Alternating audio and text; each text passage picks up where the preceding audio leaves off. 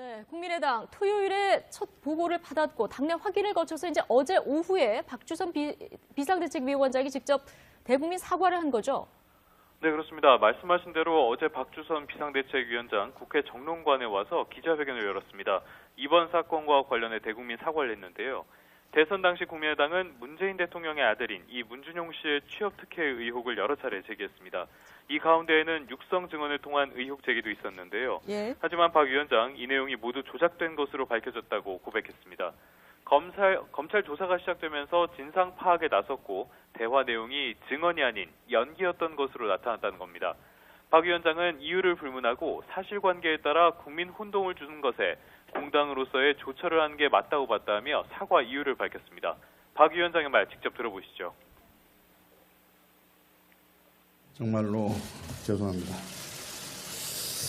아울러 이 부분에 대해서 당사자인 문재인 대통령과 아들 문재용 씨에게 진심으로 사과를 드립니다. 네, 지금 육성 증언이 조작이 됐다는 건데 이때가 대선 나흘 전입니다. 시계를 좀 거꾸로 돌려서 당시 상황으로 좀 돌아가 볼까요? 네, 말씀하신 대로 이 내용이 처음 나온 게 대선 나흘 앞둔 지난달 5일이었습니다. 국민의당은 문재인 대통령의 아들인 문준용 씨의 취업 특혜 의혹을 뒷받침할 증언이라면서 2008년 9월부터 2년 동안 준용 씨와 미국 파슨스 디자인 스쿨 대학원을 함께 다닌 동료의 육성 증언을 공개했습니다. 내용 함께 들어보시죠. 어디에 이력서만 내면 된다고 얘기를 했던 것 같은데 아빠가 하라는 대로 해서 했었던 걸로 나는 그렇게 알고 있었어. 그리고 그렇게 소문이 났고 그렇게 얘기를 들었어. 그러니까 이 내용 자체가 조작됐다는 건데요. 당시 안철수 후보 측은 이러한 의혹이 사실이라면 문재인 후보가 국가기관에 불법 취업 청탁을 했고 국가기관이 불법 행위에 나선 명백한 범죄 행위라고 맹공을 퍼부었습니다. 그러면서 문준용 씨를 정유라와 비교해 문유라라는 별칭으로 부르기도 했는데요. 준용 씨의 대학 동문들은 성명을 통해서 반인권적인 마녀 사냥을 즉각 멈추라고 촉구하기도 했습니다. 특히 자신을 대학교 동창이라고 밝힌 송모 씨는 SNS를 통해 너무 허술한 가짜 인터뷰라며 조작 의혹을 제기하기도 했습니다. 당시에 더불어민주당 측은 인터뷰가 가짜라면서 국민의당을 검찰에 고발했고요. 여기에 대해서 국민의당은 무고 혐의로 맞고발에 나서기도 했습니다. 네, 당시 국민의당이 문준용 씨 취업 특혜 의혹으로 공세를 이어갔었는데요. 지금 의혹의 핵심이 거짓으로 드러난 이런 상황인데요. 자, 조작을 한 사람, 어떤 사람입니까? 네, 앞서도 전해드렸듯이 국민의당의 당원인 이유미 씨입니다. 이 녹음 파일을 당에 제보했지만 대선 뒤에 검찰 수사망이 계속 옥죄어오자 국민의당에 조작한 제보였다고 실토했는데요. 결국 이 씨 어젯밤에 검찰에 공직선거법상 허위사실 공표 혐의로 긴급 체포됐습니다. 구치소 수감을 위해서 검찰 청사를 나선 이 씨 취재진들의 쏟아지는 질문에도 침묵으로 일관했는데요. 이 내용도 한번 직접 들어보시죠. 긴급 체포되셨는데 혐의 인정하십니까? 누구 지시받고 제보 조작하셨습니까? 억울한 소리 하셨다는데 한 말씀 해주시죠. 당이 조직적으로 개입한 거 맞습니까? 네, 이 이유미 씨에 대해서 조금 살펴볼 필요가 있겠는데요. 안철수 전 대표의 카이스트 기술경영대학원 제자로 알려졌습니다. 2012년 진심 캠프 시절부터 안 전 대표를 도왔고요. 대선이 끝난 뒤에는 이 대선 과정을 기록한 책을 출간하기도 했습니다. 지난 총선 때는 전남 여수갑에 예비 후보로 등록하기도 했고요. 사실상 안철수 전 대표와 상당히 오랜 기간 동안 인연을 유지해온 인물이라고 볼 수 있습니다. 한 명의 당원에 이런 조작을 했다는 것이 쉽게 이해가 되지 않는다. 이런 분들 지금 많은데. 자, 검찰도 더 윗선이 있는지 수사에 들어간 그런 상황입니다. 자, 이 부분에서 일단 관련자들 진술이 좀 엇갈리고 있죠. 네, 그렇습니다. 말씀하신 대로 이 부분이 쉽게 납득되기가 어려운 부분인데요. 일개 당원 한 명이 제보한 내용이 전체 그 선거 캠프의 전략으로 활용됐다는 부분을 쉽게 이해하기는 좀 어렵습니다. 일단 이유미 씨는 이 녹음 파일을 이준서 전 최고위원을 통해 제보했다고 설명했습니다. 다만 이 부분에 대해서 말씀하신 대로 증언이 다소 엇갈리고 있는데요. 이유미 씨는 이 전 최고위원이 지시를 조작을 했고 조작 사실 역시 이 전 최고위원이 알고 있었다고 당내 진상조사 과정에서 주장한 것으로 전해졌습니다. 반면 이 전 최고위원은 조작 사실을 몰랐다고 주장하고 있는데요. 따라서 결국 진실은 검찰 수사로 가려지게 됐습니다. 이 전 최고위원에 대해서도 좀 살펴볼 필요가 있습니다. 환경 관련 벤처기업인 출신인데요. 안철수 전 대표가 국민의당 인재영입 위원장을 맡았을 때 영입한 첫 청년 인사입니다. 20대 국회가 열린 뒤에 청년 최고위원을 맡았고 리베이트 사건이 있었을 때 지도부가 해체됐는데 이때도 비상대책위원회의 비대위원으로 임명되기도 했습니다. 최고위원과 비대위원 모두 당시의 상임 공동대표 가운데 한 명이었던 안철수 전 대표의 몫으로 임명된 것으로 지금까지 확인이 되고 있습니다. 예. 그러면 이 사건에 직접 연관된 두 사람이 모두 안철수 전 대표와 관련된 사람이라는 건데요. 그렇다면 안철수 전 대표나 다른 지도부가 이 사실을 몰랐을까? 이 의문이 남습니다. 네, 그 부분이 제일 중요하지 않을까 싶은데요. 일단 예. 지금 시점에서 안철수 전 대표 그리고 당 지도부가 이 조작 사실을 알았는지는 명확치 않습니다. 다만 후보의 경우에는 선거운동 기간에 후보가 할 일이 워낙 많습니다. 바쁜 일정을 소화하는 만큼 이렇게 아주 세부적인 내용까지 또 그것도 조작이라는 사실까지 보고받았다고 보기엔 좀 어려운 부분이 있습니다. 하지만 이 사실을 전혀 몰랐다고 가정을 하더라도 책임을 피하기는 어려워 보입니다. 당장 이 사건에 직접 연관된 두 사람 모두 안철수의 사람으로 분류되는 인물이고요. 여러 차례 이 문제를 제기한 것은 국민의당 공명선거 추진단입니다. 이 공명선거 추진단의 단장을 대선 후보 경선 당시 안철수 예비 후보의 대변인을 맡았던 이용주 의원이 전면에 나섰기 때문인데요. 이 이용주 의원이 단장을 맡으면서 상당히 이 문제를 강력하게 주장을 하곤 했었습니다.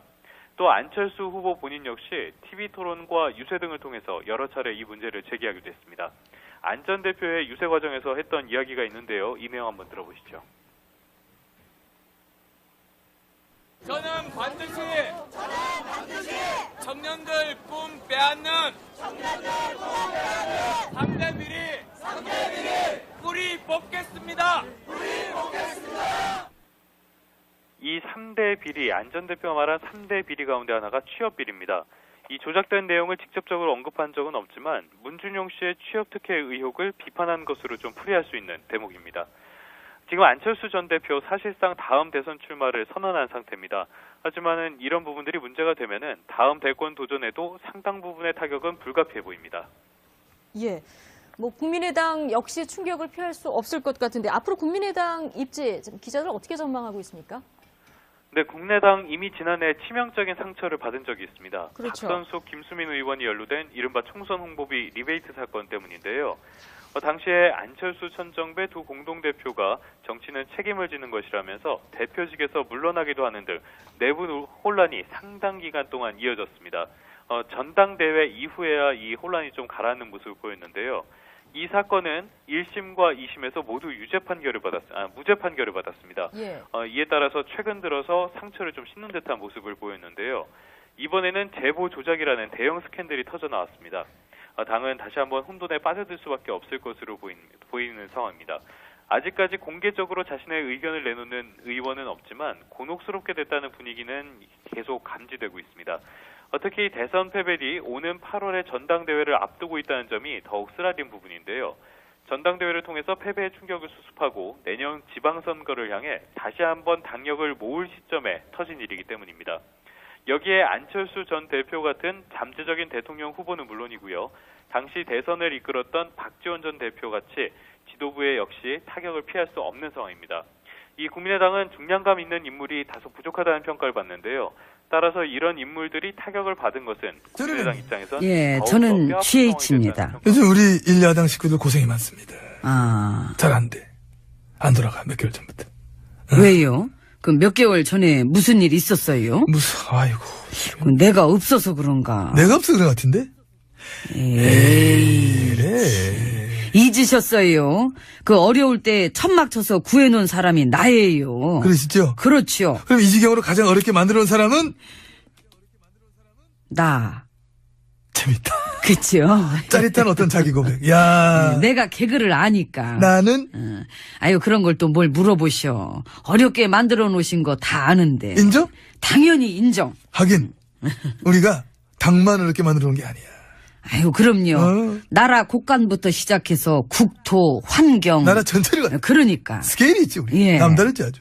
남다른 스케일로 그 9년인데.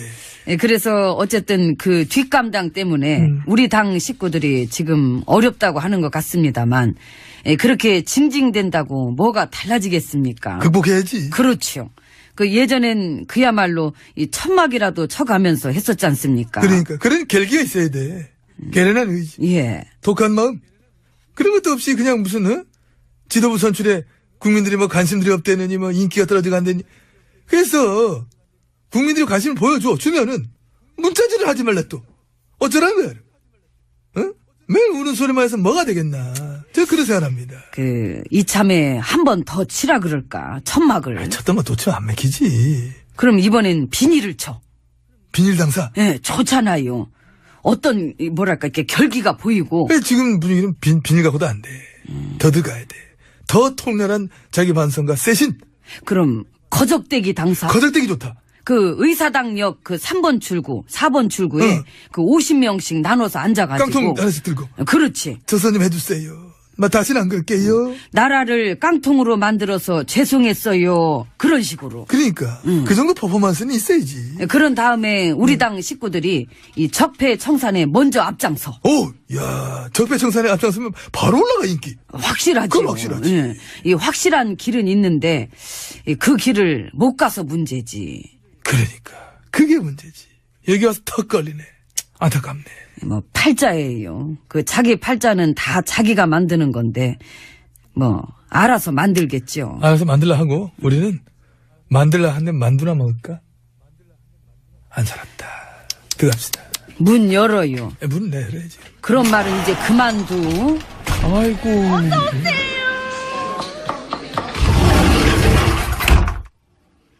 예, 룸으로 들어왔습니다.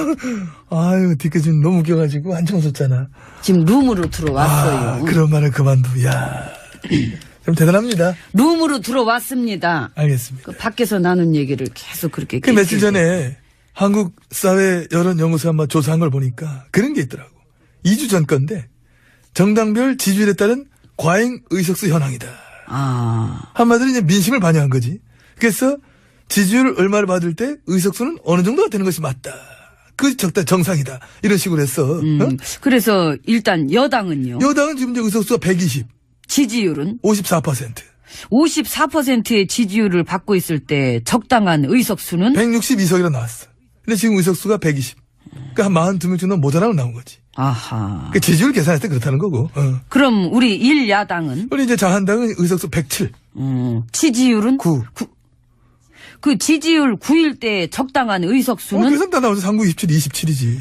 27이 적당한 의석수인데 지금 현재 의석수가 107이니까 많이 남네. 남지. 남는 영상 하고 있잖아 우리가. 그 107에서 27 빼면은 이게 80이지 않습니까? 그럼 현재 80명 정도는 이제 빼도 그만이라는. 그렇지. 한마디로 과잉 상태. 과잉 의석수다. 하긴 그 107명이 지지율 9 받기가 그게 더 힘들 것 같아요. 힘들지. 그 어려운 걸 해내고 있잖아. 그래서 이 민심의 지지를 9밖에 못 받으니까 이 80명 정도는 밥값도 못 하고 있다. 뭐 너무 뭐 그렇게 가는 거 있지만 또 그런 해석도 가능하다는 얘기 하는 거지. 저런. 누가 못 받으래. 아이고. 그러니까요. 그래도 열심히 해야 되는 거야. 그럼 이 야당은? 국민당 의석수 이제 40인데 지지율은 7. 7일 때 적당 의석수는 21이다. 아이고. 그럼 거기도 절반 정도는 빼도 그만이구나. 빼든 그 얘기 자꾸 하지. 너무 그렇게 하지 말고 지지를 더 받아라. 이렇게 가야지. 그 바른당은요? 의석수 20, 지지율 5. 5% 적당 의석수 15. 역시 5명이 많네. 정의당 의석수는 6, 지지율은 8. 적당 의석수는 24이다. 그럼 거긴 오히려 18명 정도가 모자라고. 그런 셈이지.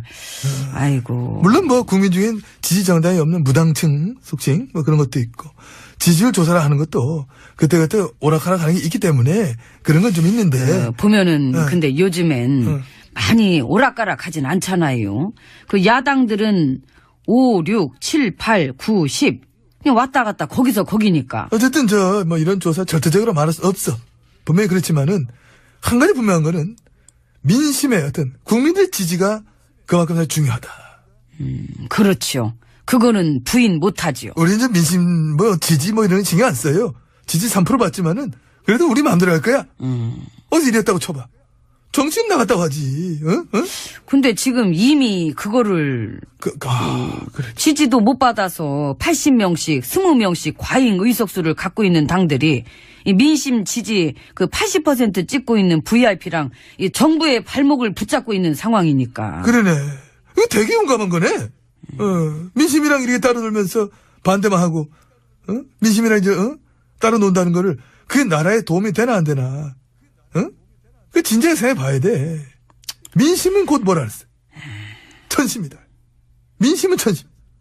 이거 생각 안 하면 안 되지. 그 생각을 안 하고 있을 수도 있어요. 그 하는 거 보면. 그지? 안타깝지 뭐. 그러게. 알아서 하겠지 뭐. 알아서 하시고, 예, 저 가세요. 아유, 너무 오늘 막 숫자도 많이 나오고 정신이 없네. 귀찮아요. 나는 내 생각하는 것도 힘들어요. 지금은 밥을 먹어야 할 때입니다. 그래. 이모, 밥 줘요. 네, 국민의당 토요일에 첫 보고를 받았고 당내 확인을 거쳐서 이제 어제 오후에 박주선 비상대책위원장이 직접 대국민 사과를 한 거죠. 네, 그렇습니다. 말씀하신 대로 어제 박주선 비상대책위원장 국회 정론관에 와서 기자회견을 열었습니다. 이번 사건과 관련해 대국민 사과를 했는데요. 대선 당시 국민의당은 문재인 대통령의 아들인 이 문준용 씨의 취업 특혜 의혹을 여러 차례 제기했습니다. 이 가운데에는 육성 증언을 통한 의혹 제기도 있었는데요. 예. 하지만 박 위원장 이 내용이 모두 조작된 것으로 밝혀졌다고 고백했습니다. 검찰 조사가 시작되면서 진상 파악에 나섰고 대화 내용이 증언이 아닌 연기였던 것으로 나타났다는 겁니다.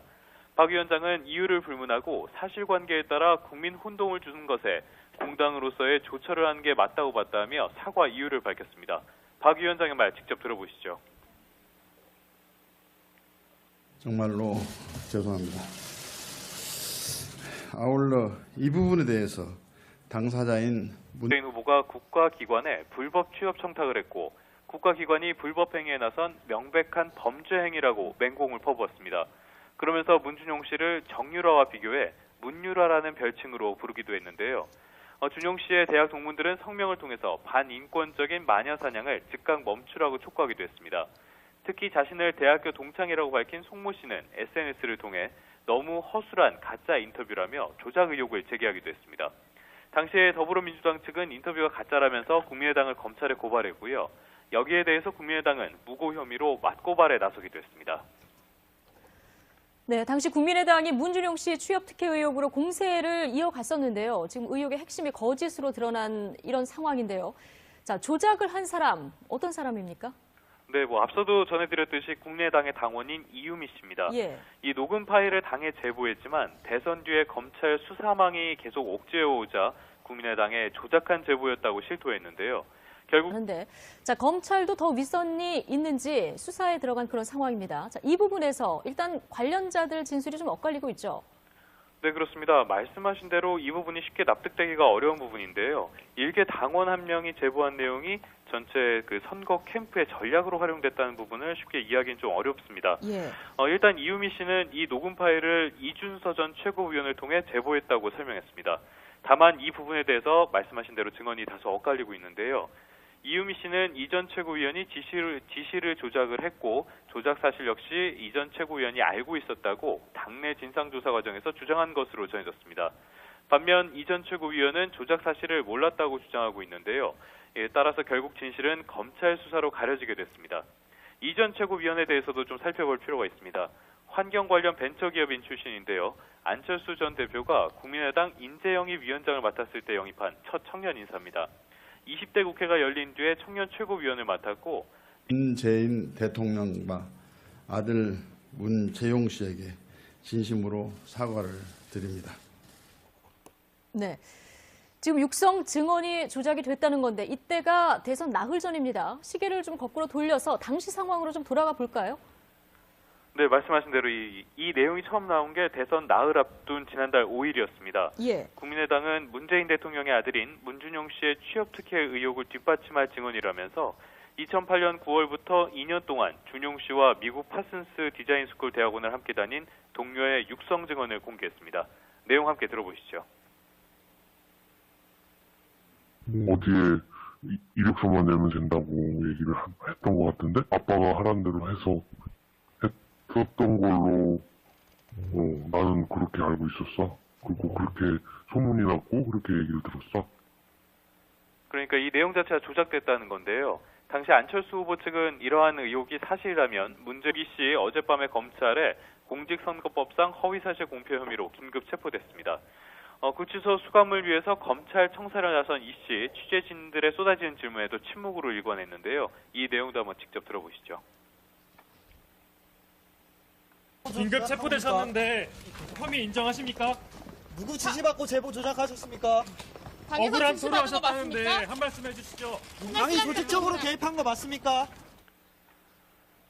네, 이 이유미 씨에 대해서 조금 살펴볼 필요가 있겠는데요. 안철수 전 대표의 카이스트 기술경영대학원 제자로 알려졌습니다. 예. 2012년 진심 캠프 시절부터 안 전 대표를 도왔고요. 대선이 끝난 뒤에는 이 대선 과정을 기록한 책을 출간하기도 했습니다. 지난 총선 때는 전남 여수갑에 예비 후보로 등록하기도 했고요. 사실상 안철수 전 대표와 상당히 오랜 기간 동안 인연을 유지해온 인물이라고 볼 수 있습니다. 예. 한 명의 당원에 이런 조작을 했다는 것이 쉽게 이해가 되지 않는다. 이런 분들 지금